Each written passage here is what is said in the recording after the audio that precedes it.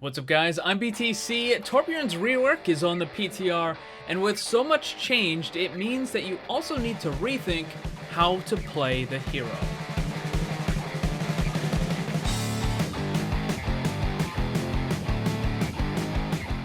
Even before Torbjorn's rework, there was a lot of misunderstanding on how the characters should be played.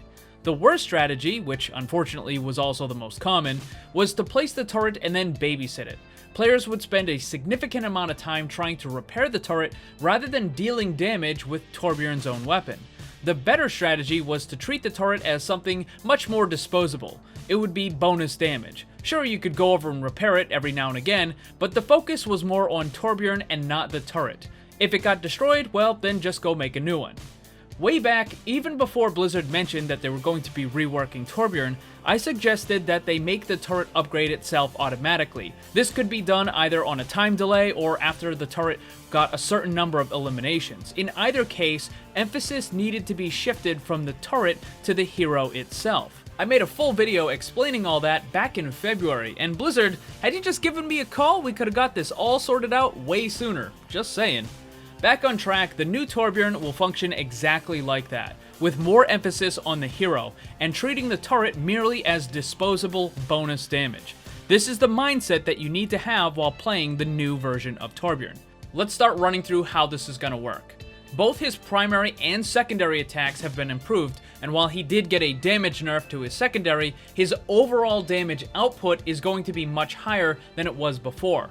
His primary is faster, but it's still a projectile, which means that there's a travel time, and on top of that, there's also a drop. Attacking long range is going to be inconsistent even for the best players. His secondary is now faster and more consistent.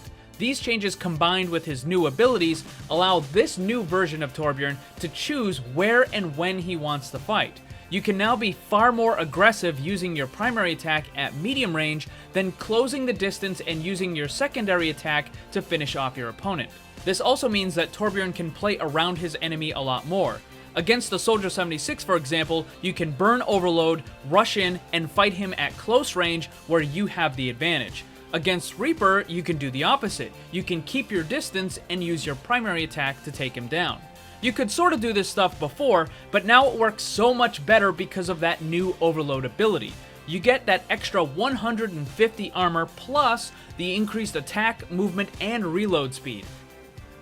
Torbjorn is now more mobile with higher survivability. The turret is also good for assisting with all this, because it now upgrades automatically, so it's a great way to divert the focus of your enemies. When you engage, you can throw the turret over your enemy and behind them, or to the side, or above and on a ledge, and while the enemy is focused on you, the turret will build itself and attack from behind.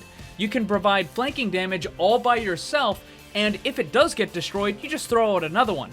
Also, keep in mind that your turret will now target whatever you hit with your primary attack, so you now have some form of control over the turret's damage. Depending on what situation you're in will determine if you want to use Overload right away, or if you should save it for a few seconds. For example, if you're going after McCree, it's a good idea to use it right away before he hits you with the stun. The follow-up damage he does will be significantly reduced by that extra 150 armor that you get. You can then counter with your own amplified damage speed. A similar situation also happens with Roadhog and his hook. Other characters, you may want to let them deal a little bit of damage to you and then use Overload so that they waste their burst damage chipping away your temporary armor. Moving on to the ultimate, this is now one of the best zone control abilities in the entire game. It does a massive amount of damage, you can easily separate the enemy team, you can keep them off the payload, or you can prevent them from even leaving their spawn. In fact, Torbjorn is now the best anti-stall character in the entire game because of this. Are you tired of the enemy team stalling the second point of Hanamura? Just throw some lava in front of the doorway and they won't even be able to leave the spawn, allowing your team to easily capture the remainder of the point. The new version of Torbjorn can be played in a variety of ways. You can stay behind your Reinhardt or Orisa, backing them up with damage similar to how McCree or Soldier would, or you can even take, dare I say it, a slightly more flank approach to Torbjorn.